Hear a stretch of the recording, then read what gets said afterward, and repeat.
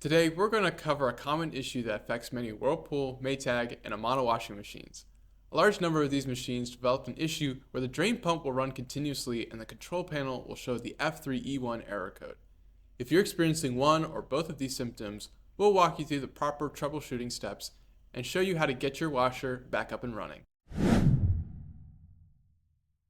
For Whirlpool and Maytag washers, the F3E1 error code is displayed when the main control board detects an out-of-range pressure signal. This means that the washer is unable to detect the water level, often causing the drain pump to become stuck on. There are several potential causes that you should investigate when attempting to repair your machine.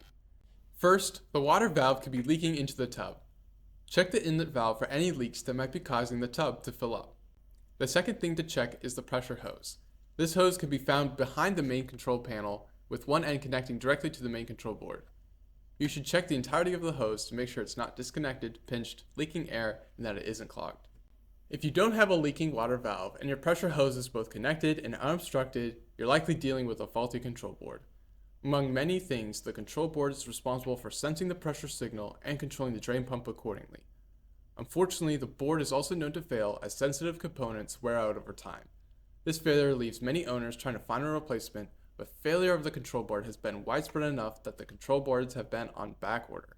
This has led some to resort to either sourcing a used replacement or buying an entirely new washing machine. We strongly recommend against sourcing a used replacement as they will often develop the same problems as the original. At Circuit Board Medics, we remanufacture these washer control boards to fully restore functionality. We not only fix the current issue, but also address all known failure points to make sure the repair stands the test of time.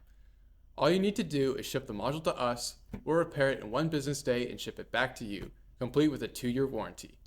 If you're ready to get your washing machine back up and running, visit us at circuitboardmedics.com or give us a call at 800-547-2049. We look forward to serving you.